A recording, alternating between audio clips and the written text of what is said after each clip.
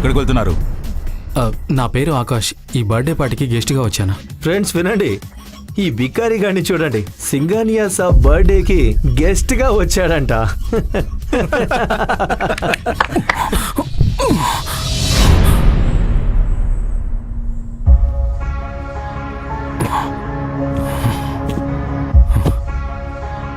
Aishwarya baby, ఇంటికి వెళ్దాం పద. బేబీ? ఐశ్వర్య, ఈ బికారి గారి నీకు తెలుసా? నోనో, ఎవరి బికారి నాకు తెలీదు. Who the hell are you? తను చెప్పింది విని ఆకాష్ షాక్ అవుతాడు. ఇది మొదటిసారి కాదు ఐశ్వర్య ఆకాష్ పరువు తీయడం. ఐశ్వర్య, పద ఇంటికి వెళ్దాం. హే బికారి, ఇక్కడి నుంచి వెళ్ళిపో.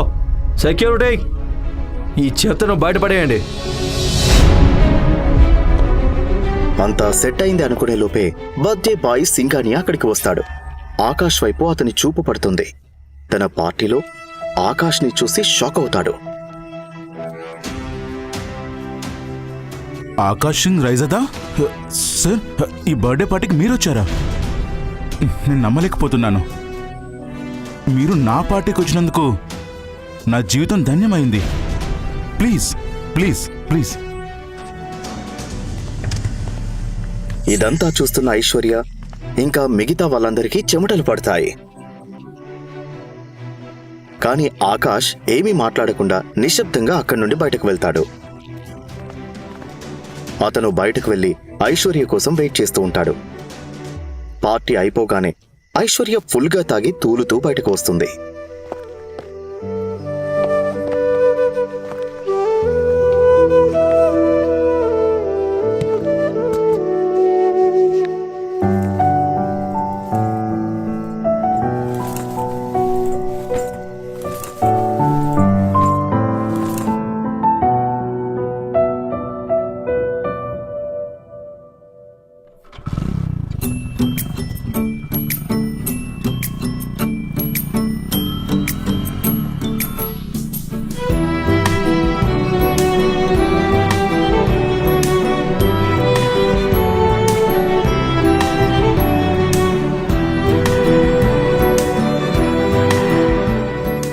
తనని తీసుకుని ఆకాష్ ఎలాగోలా అత్తగారింటికి వస్తాడు.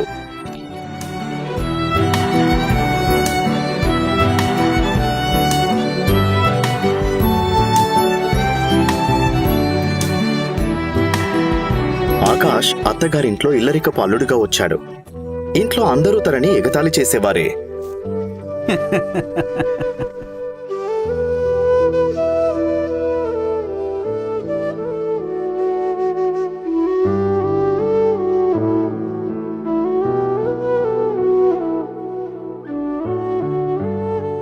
అతను ఇంటికి చేరుకోగానే ఐశ్వర్య ఒక కజిన్ షౌరుని డోర్ తీస్తాడు. ఇల్లరికప్పు అల్లుడుగా ఉన్నావు, నువ్వెందుకు సిగ్గుతో చచ్చిపోకూడదు? ఆ మాటలకి ఆకాష్ ఏమీ మాట్లాడడు. ఆకాష్ తన అత్తమామల ఇంట్లో ప్రతిరోజు ఇలాంటి మాటలు వింటూనే ఉంటాడు. అతను అలాంటి మాటలు వినడం అలవాటు చేసుకున్నప్పటికీ ఎవరినీ ఏమీ అనడు. ఎందుకంటే అతను ఐశ్వర్యని మనసారా ప్రేమించాడు కాబట్టి.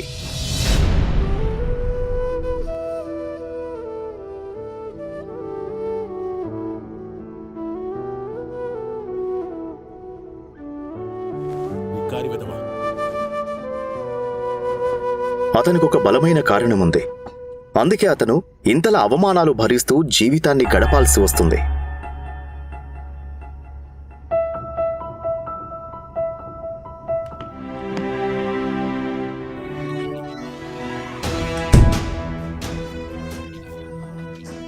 మీరందరూ నన్ను ఎగతాళి చేయొచ్చు, కానీ ఏదో ఒకరోజు నా గురించి మీకు అందరికీ తెలుస్తుంది. ఆ రోజు నేనేంటి మీకు అర్థమవుతుంది.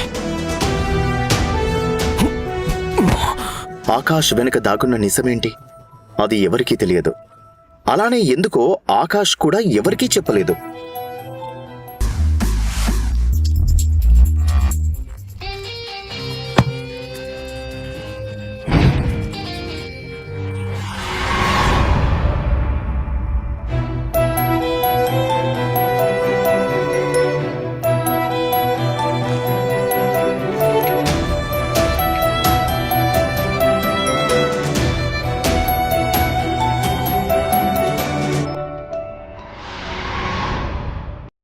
అయితే అతన్ని కుటుంబ సభ్యులే కాకుండా అత్తగారు కూడా అవమానించేదే. పొగరుతో తన కూతురికి విడాకులు కూడా ఇప్పించాలనుకుంది.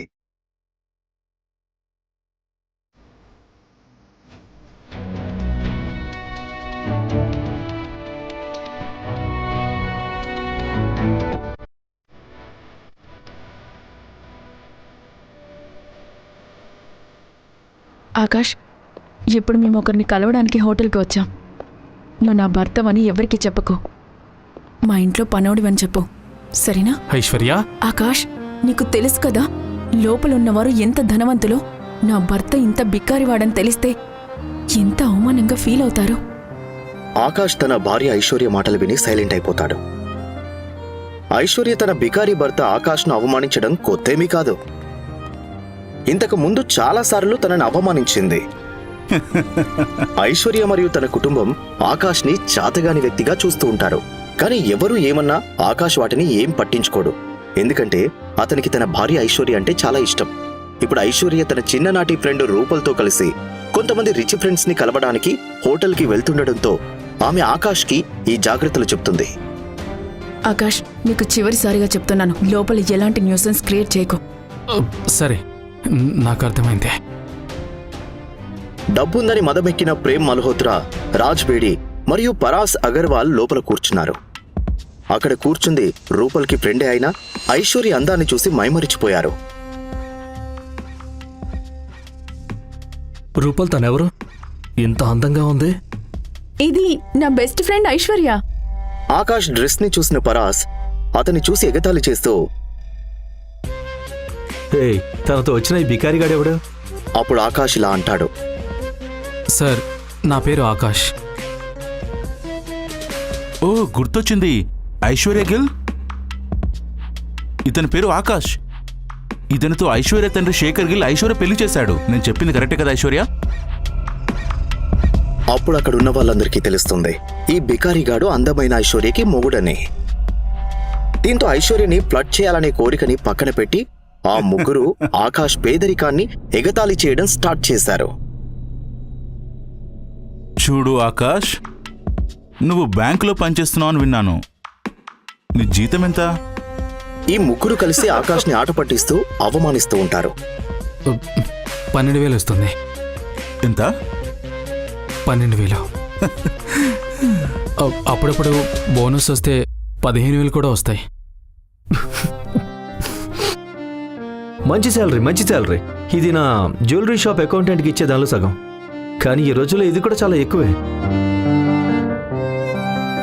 పరాస్ బ్రో, నీ స్టోర్లో నీకెవరైనా స్టాఫ్ అవసరమైతే ఆకాష్ ఉన్నాడని మర్చిపోవద్దు బ్రో. అతను బాగా తెలివైన వాడిలో ఉన్నాడు. ఎలాంటి కంప్లైంట్స్కి అవకాశం ఇవ్వడు. ఎందుకు ఇవ్వను ప్రేమ్ బ్రో? నేను తనకి 20,000 to 25,000 ఆఫర్ చేయగలను. ఆకాష్ బ్రో, మీరు అనుకుంటే రేపే జాయిన్ కావచ్చు. ఎవరికి జాబ్ ఆఫర్ చేస్తున్నారు వీళ్ళు?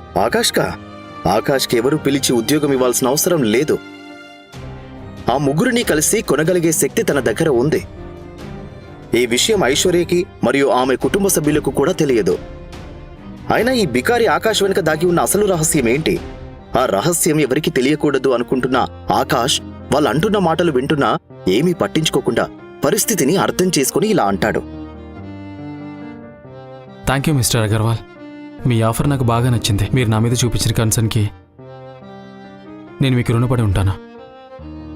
నిజం చెప్పాలంటే నాకు జ్యువెలరీ గురించి పెద్దగా తెలీదు. ఇలా మాట్లాడుతున్న ఆకాష్ ఇంకా అక్కడున్న వాళ్ళు మాట్లాడిన పనికిరాని మాటలు విని కోపంతో ఐశ్వర్య అక్కడి నుండి వెళ్ళిపోతుంది.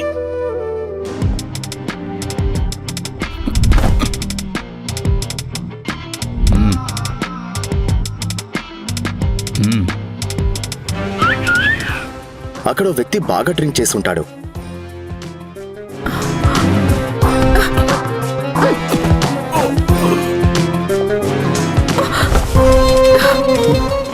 చాలా ఎనర్జెటిక్ గా ఉన్నావు. ఈ ఎనర్జీ అంతా బెడ్ మీద ఇస్తావా?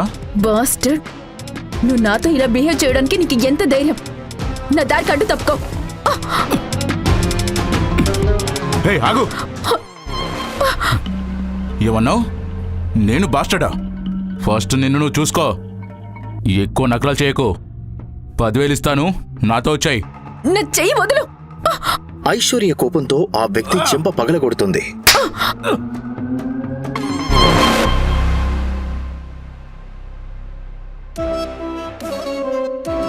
నీ చెంప దెబ్బకు ఎలా ప్రతీకారం తీర్చుకోవాలో నాకు బాగా తెలుసు. ఆమెకేం జరుగుతుందో అర్థం కాక భయంతో కళ్ళు మూసుకుంటుంది.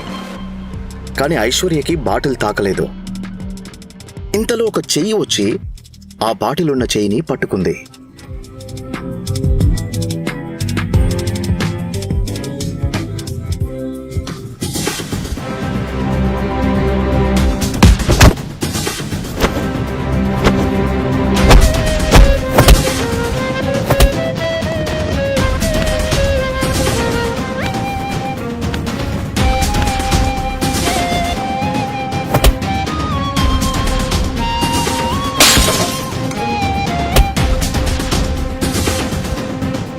నీకు కొంచెం ఎక్కువైంది.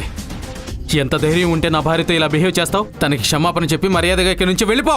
నా మీద చెయ్యి వేసి పెద్ద తప్పు చేశావు. నా మీద చెయ్యేస్తే ఏమవుతుందో నీకిప్పుడు చూపిస్తాను.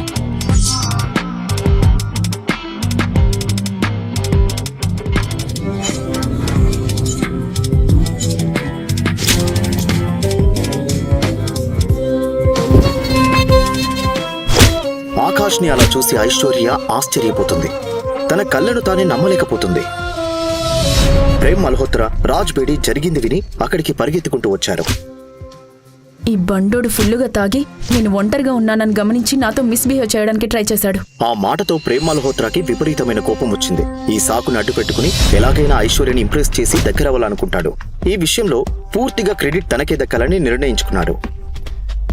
ఇంకో పక్క ఈ ప్రైడ్ హోటల్ వాళ్ళ ఫ్యామిలీదే అవడంతో ఇంకా రెచ్చిపోతాడు. నీకెంత ధైర్యం ఉంటే ఐశ్వర్యతో ఇలా మిస్బిహేవ్ చేస్తావు?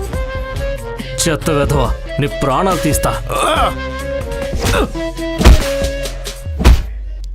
నా భార్య దగ్గర ఇంప్రెస్ కొట్టేయడానికి ఇద్దరు కొంచెం ఓవర్గా బిహేవ్ చేస్తూ అతన్ని కొడుతున్నారు.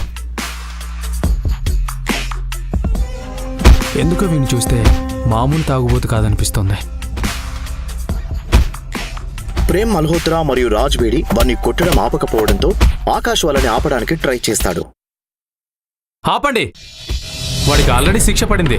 మీరు ఇలానే కొడితే వాడు చచ్చిపోతాడు. అరే ఆకాష్, మీరు ఎందుకు భయపడుతున్నారు? ఈ బండోడి గురించి ఎక్కువగా ఆలోచించి కంగారు పడకండి. ఈ హోటల్ ఓనర్ నేను. దీన్ని ఎలా సాల్వ్ చేయాలో నాకు బాగా తెలుసు.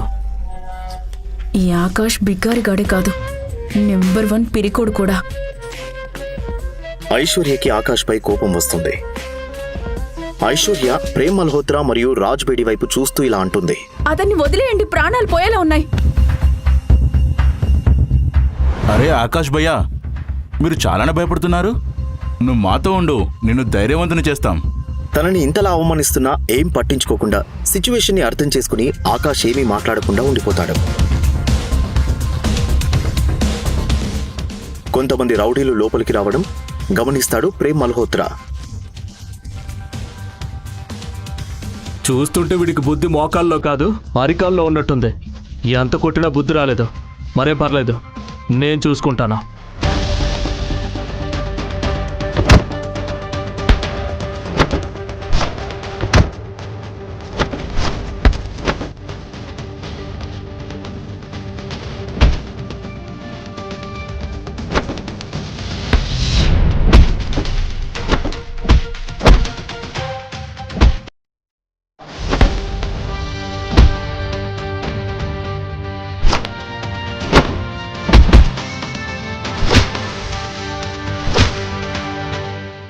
ప్రేమ్ మల్హోత్రా సాధారణ ఫైటర్ కాదు. కరాటేలో బ్లాక్ బెల్ట్ సాధించాడు. ఒక్కొక్కరిని చితక్ కొడుతూ గజేంద్ర ఫ్రెండ్స్ అందరినీ పడుకోబెట్టాడు.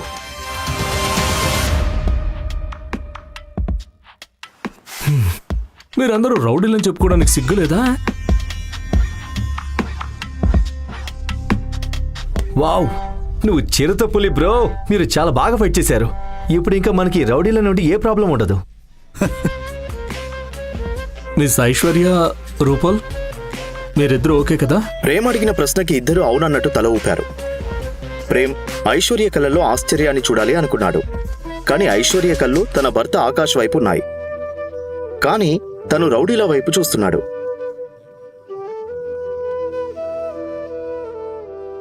ప్రేమ్ మల్హోత్రాకు మరింత మండిపోయింది. బ్రదర్, ఇప్పుడు ఈ పనికిరాని రౌడీలను ఏం చేద్దాం? వీళ్ళని పోడ్చడానికి ఎవరినైనా పిలుద్దామా? అదేం వద్దు బ్రో, నా స్టాఫ్ చూసుకుంటారా. మీరు రండి. పరాస్ కొంచెం ఓవర్గా మాట్లాడినా అంత చేసేంత దమ్ము ఉన్నవాడేం కాదు.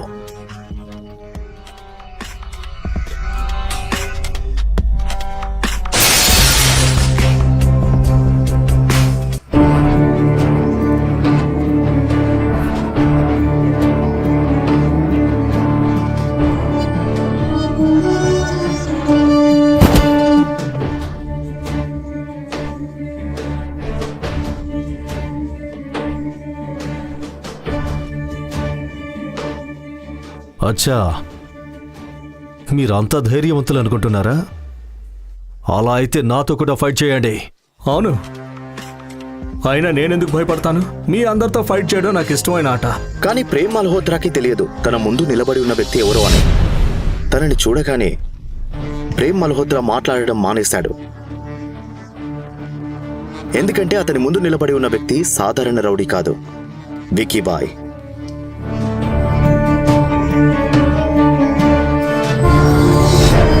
వారందరి కళ్ళల్లో ఒక రకమైన మెరుపు కనిపించింది.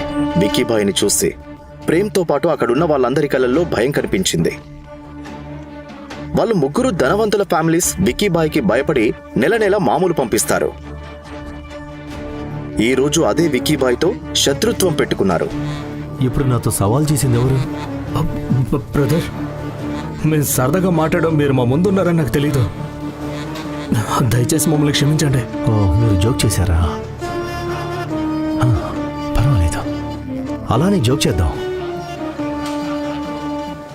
అయితే ఇప్పుడు నేను మీతో జోక్ చేస్తాను. దీని గురించి మనం మాట్లాడుకుని పరిష్కరించుకుందాం బాయ్.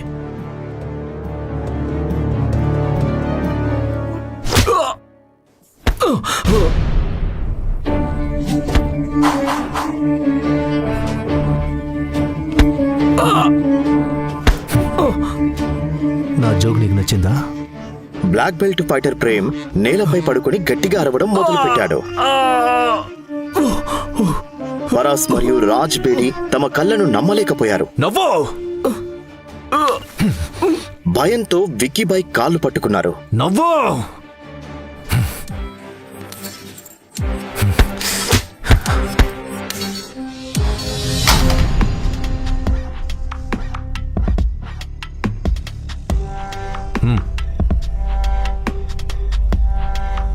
తీసుకో.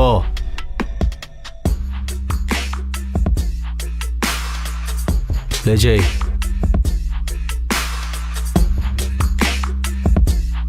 కానివ్వండి.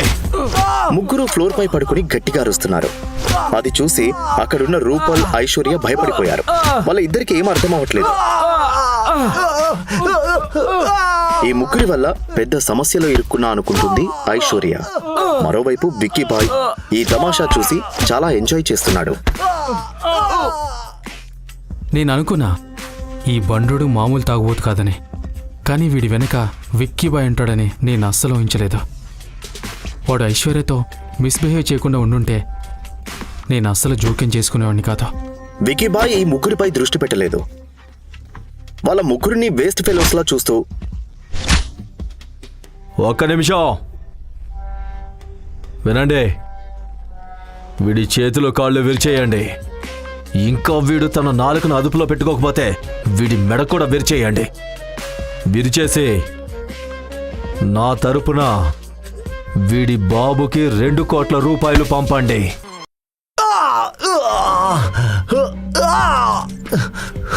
ఆపండి, ఆపండి, ఇంకా ఆపండి అని ఐశ్వర్య అనగానే భాయ్ తన వైపు చూశాడు.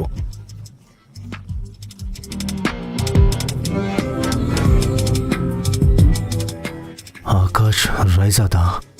అతని కళ్ళు ఆశ్చర్యంతో నిండిపోయాయి. తన కళ్ళను నమ్మలేకపోయాడు. ఇక్కడి నుంచి వెళ్ళిపోండి. విక్కీబాయ్ అలా అనడం చూసి అందరూ ఆశ్చర్యపోయారు.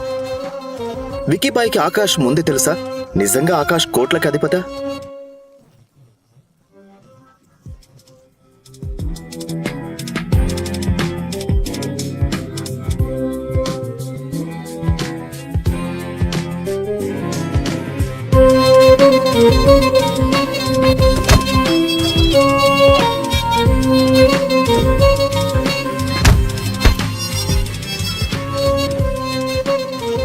అలా అయితే అతను బికారి అల్లుడిగా మారి సాధారణ జీవితాన్ని ఎందుకు గడుపుతున్నాడు?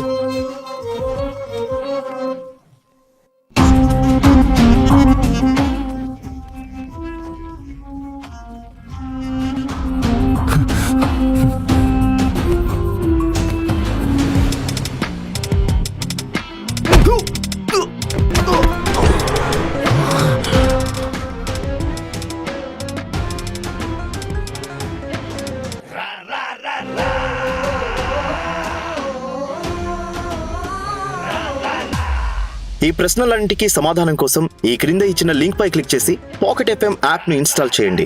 ప్రపంచవ్యాప్తంగా సంచలనం సృష్టించిన ది బాస్ కథని వినండి.